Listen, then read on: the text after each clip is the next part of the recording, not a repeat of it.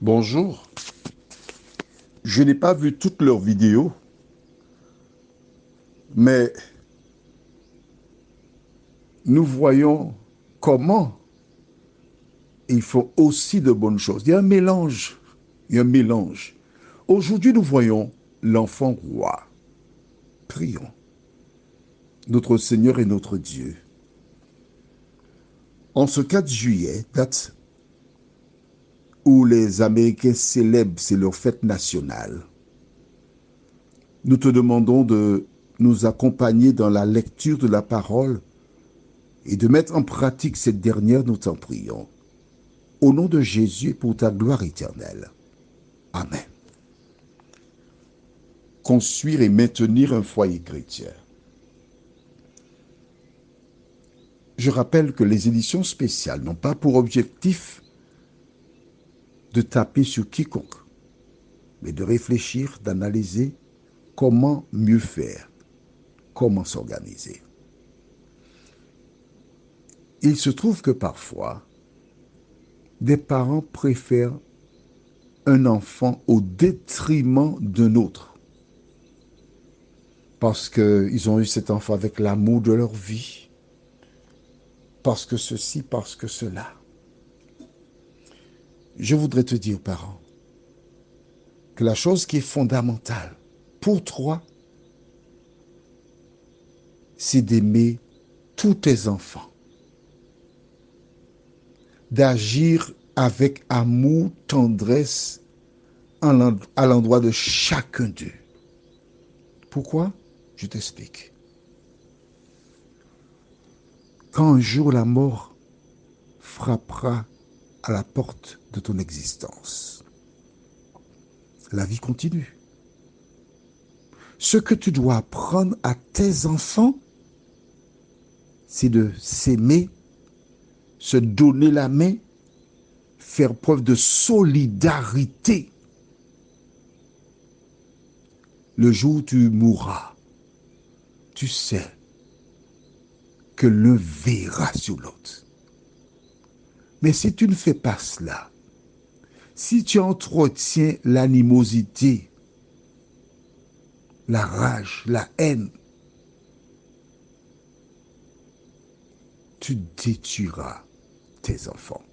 Lisons dans le livre de Genèse, chapitre 37, les versets 1 à 4.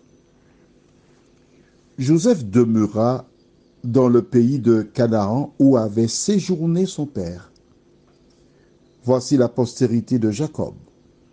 Joseph, âgé de 17 ans, faisait paître le troupeau avec ses frères. Cet enfant était auprès des fils de Bila et des fils de Zilpa, femme de son père. Et Joseph rapportait à leur père leurs mauvais propos.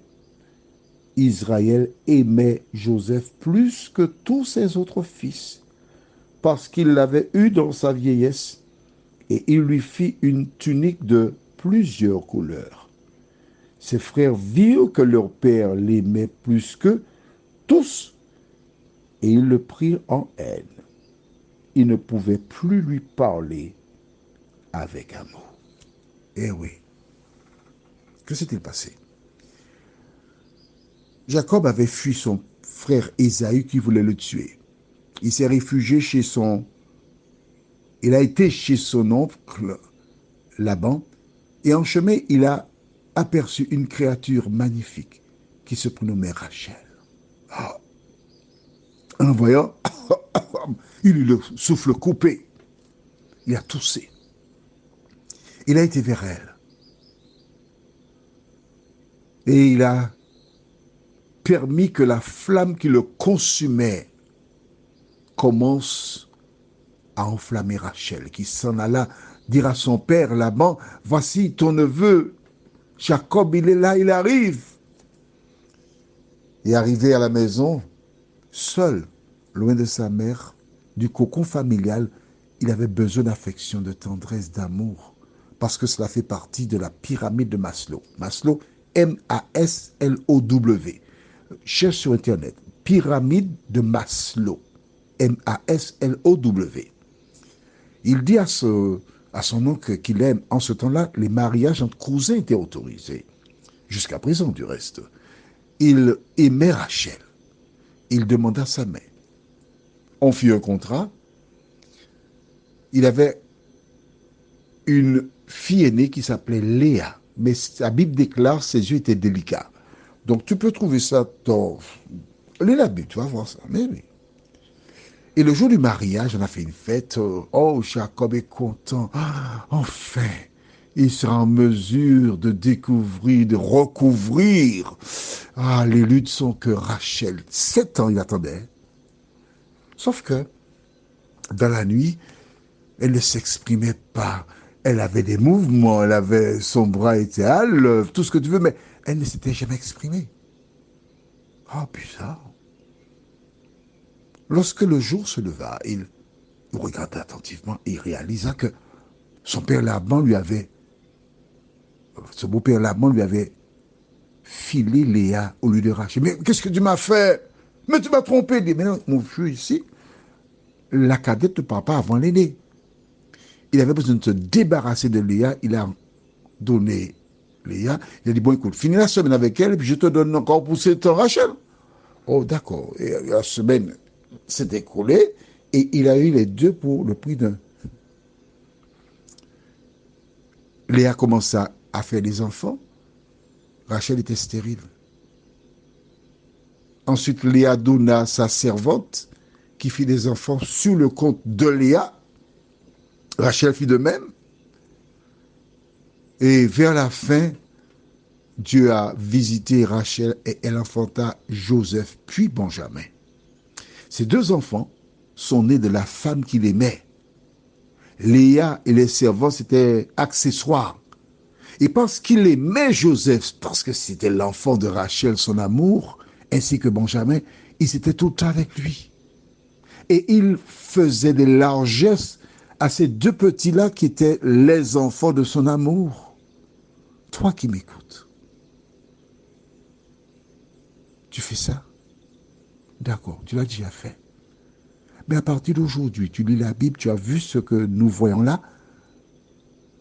Demande à Dieu de t'aider afin de gommer la situation.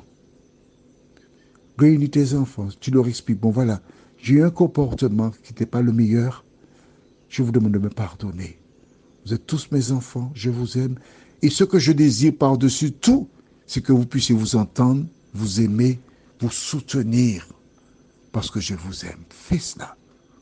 Pourquoi il faut faire ça? Eh bien, d'accord. On lit la suite de l'histoire. Dans Genèse 37, versets 12 à 19.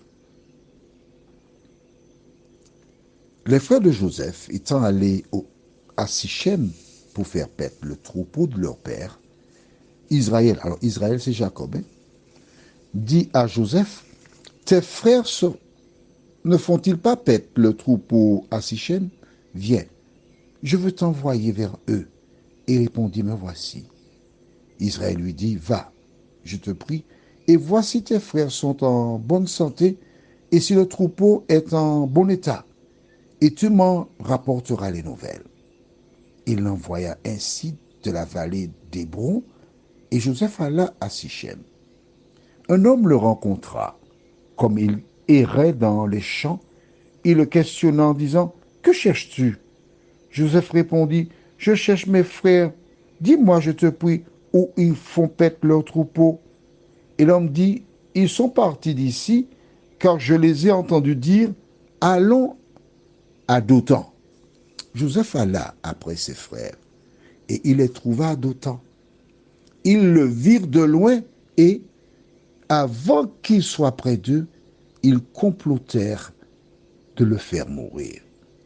Ils se dirent l'un à l'autre, voici le faiseur de songes qui arrive. Et voilà.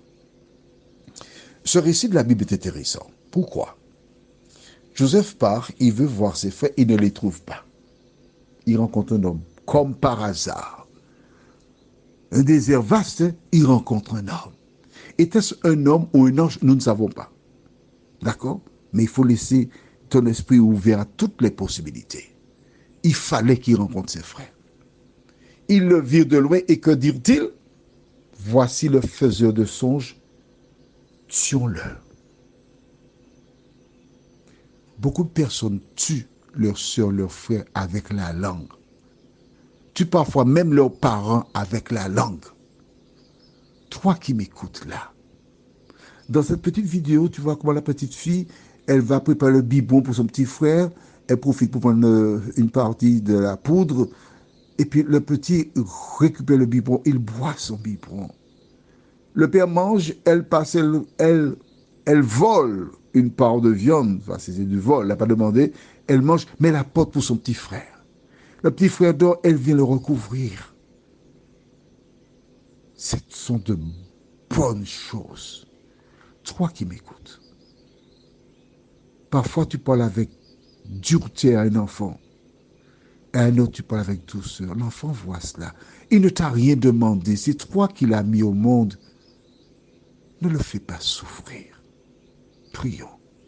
Notre Seigneur, notre Dieu, bien des adultes aujourd'hui sont traumatisés à cause de l'attitude de mère, de père qui préféraient certains à leur détriment. Et ces personnes souffrent. Seigneur, merci d'éclairer les parents qui ont eu ce comportement. Aide-les à changer. Aide-les à reconnaître leurs erreurs. Afin que demain, leur enfant, guéri de leur souffrance, ne reproduise pas les mêmes actions. Merci de nous entendre, Seigneur. Merci de nous accompagner, de nous bénir, de nous faire du bien. Nous t'avons prié au nom de Jésus pour ta gloire éternelle.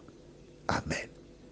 Que l'Éternel t'aide à avoir le bon comportement afin de préparer les caractères à l'image de celui de Jésus. Je te souhaite une bonne journée.